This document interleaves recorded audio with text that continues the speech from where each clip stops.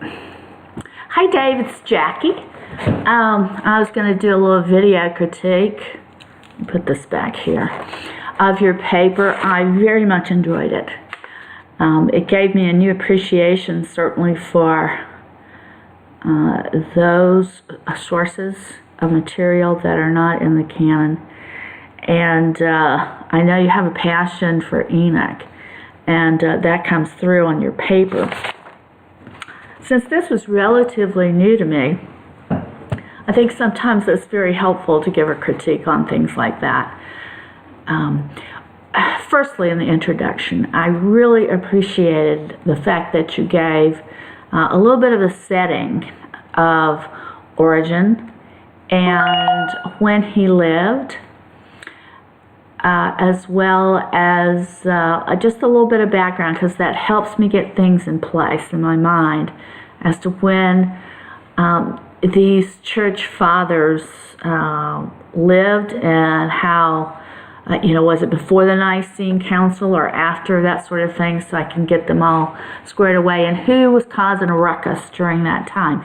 It seems like every church father has one or two groups or people who really set themselves up against the truth of the Bible, and that particular father has to overcome those objections and to reveal the truth.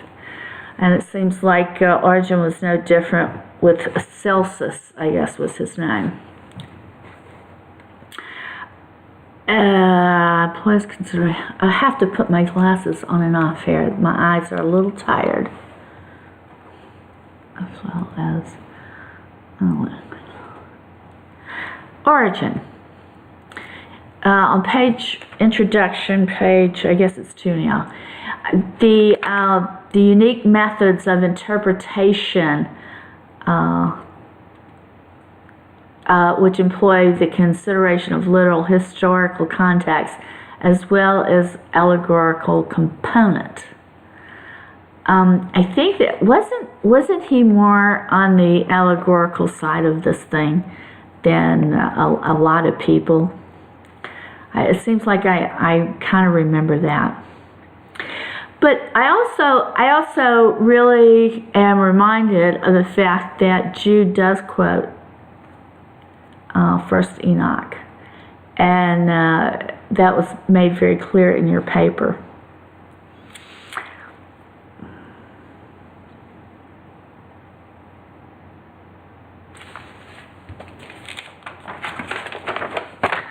Just give me a minute here to look through my notes. Origen uses First Enoch in earlier works you talk about, but not in later works as his homilies on scriptures. Now, I found that to be a very interesting observation, that he used it earlier on and not later. And as you mentioned, it could be related to theological development or what have you. But that is quite interesting that happened.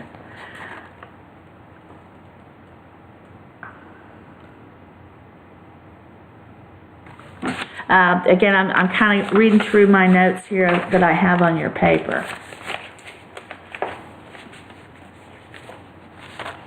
It says we're on page 5 now. Therefore, the last sentence before the header.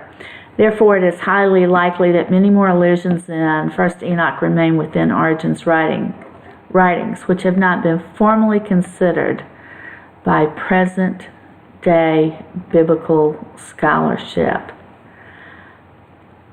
I put in here, maybe I read that wrong, but I put in here about plagiarism, because writers such as Origen will simply provide a quotation from a text without mentioning a name or providing references. So I put it out here, so I guess they didn't have a plagiarism law back then at all.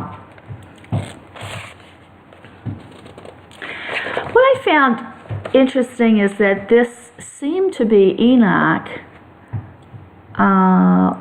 was part of the church writings. It says you said where most of the church was favorable to the writings of First Enoch.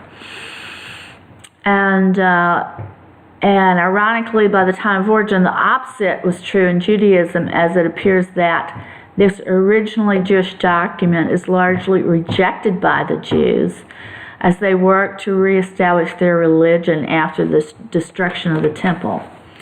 So I'm assuming that some Jews back then really did consider that writing not necessarily scriptural, but of value. Tertullian of Carthage, again, thank you for that information on him and when he lived. And that he did have an interest in this as well.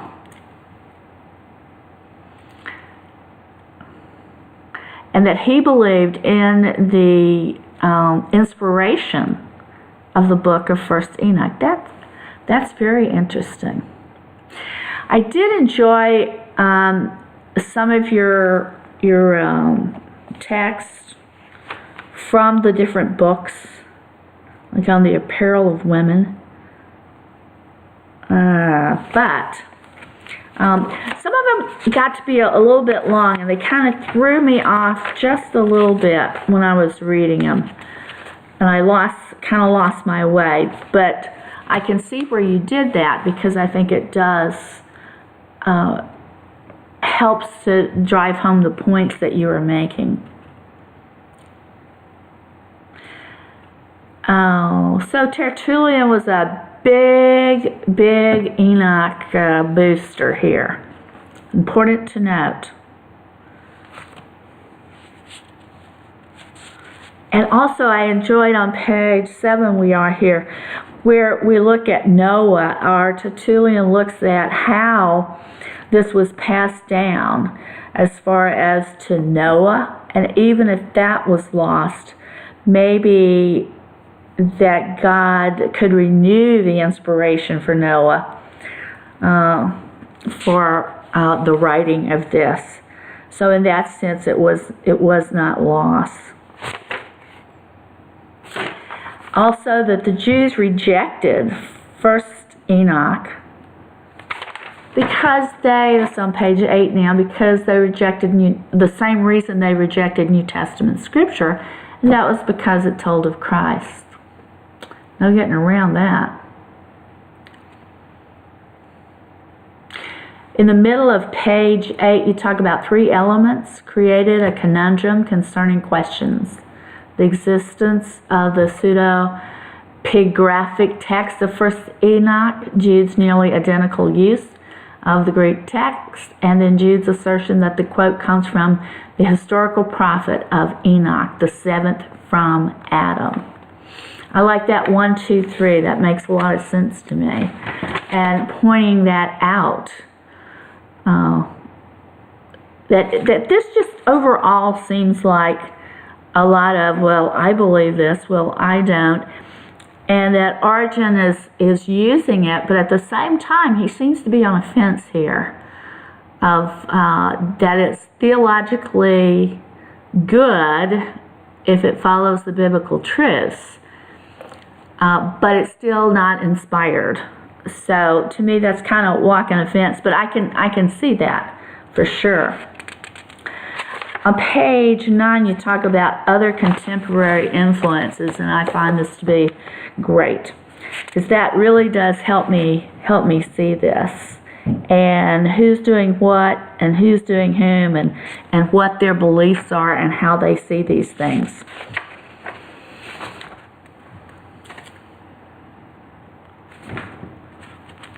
There's a point on page 11 that I made a good point. And that is basically in the middle of the first paragraph. But Origen's point seems to be that even these texts that are not Scripture affirm the truth of what Scripture teaches, namely, that God is the sole cause of all that exists. And I really like that point you made.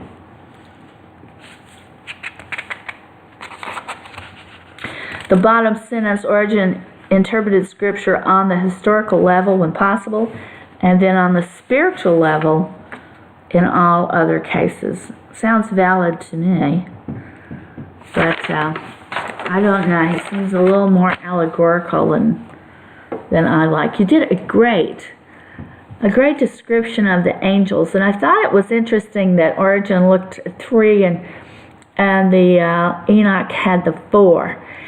And I remember Raphael was an angel when I was in the Catholic Church. Raphael was an angel, but I thought Uriel was one, and maybe that was wrong. In here, it looks like it's Phanuel.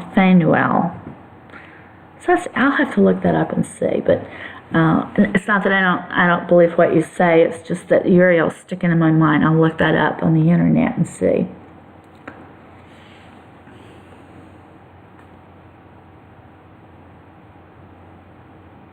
And that the fact that the angels are there is an overt theme in First Enoch, and it's not so much in Origen. I found that interesting too. It's a good observation and good notation in here. Again, a lot of quotes in here from his books. They're not bad. It just sometimes takes me off to the deep end there. Page 15, bottom line here again. It is the best to understand that Origen sees the value of using First Enoch for purposes of theological articulation, even though he does not view it as scripture. And I'm thinking you agree with that. I mean, you agree with that. I certainly do. I enjoyed the discussion of Celsus, where Celsus, a little bit more information on him would have been good, but this treatise against Celsus was a good read. Certainly he was a Greek philosopher who was an opponent of Christianity. So I think that is a good read. I think it's a good thing to know as this develops. Says First Enoch, it appears that among all these other mishandlings of First Enoch, Celsus also held that the Book of Enoch was viewed by the church as scripture. I don't know that. Maybe he just said that or something. But again, you mentioned a couple of times that Origen does value that book, but he does insist that it is not scripture. I'm getting far too long in my view, so I'm going to rush on through this. Page 22, perhaps the most important thing to understand concerning Origen's interpretive method is that Scripture stands at the foundation and center of all of his methods and theological conclusions. That's a very bolded sentence. I think it should be.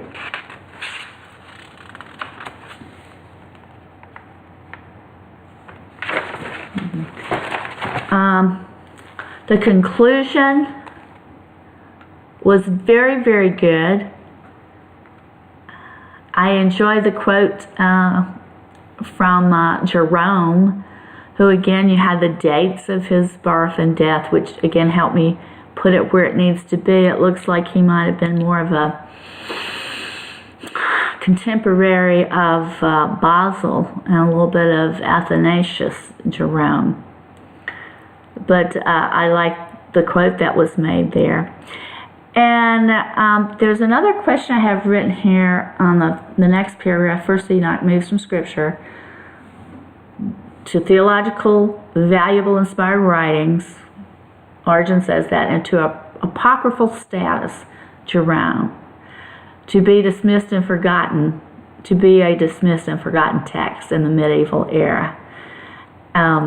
And then rediscovered in the modern day era. So you do mention that it's unfortunate that its classification is of pseudepigraphic. How would you classify that? That would not make it unfortunate. Was my question as I was reading this. So just curious about that. You also put about about a little below the middle, this paper has endeavored to show that Origen may provide the best way forward in terms of recognizing the theological value of First Enoch, while also acknowledging that it certainly should not circulate among the churches as inspired scripture. I think that is a very valid point. And I agree with you that it is not inspired. However, there is good theological information, just to me, like Josephus. And as you pointed out, just like theologians today write non-inspired theological books, but we can learn from those very much so. So anyway, Dave, a great paper, a good bibliography. And I enjoyed it very much. I learned a lot from you and Origen and Enoch and Tertullian and Celsus. And also their positions and how all of this was kind of enmeshed or put together, I think is a better word than enmeshed. But anyway, thank you very much. I appreciate it. I learned a lot, and I thank you. Bye-bye.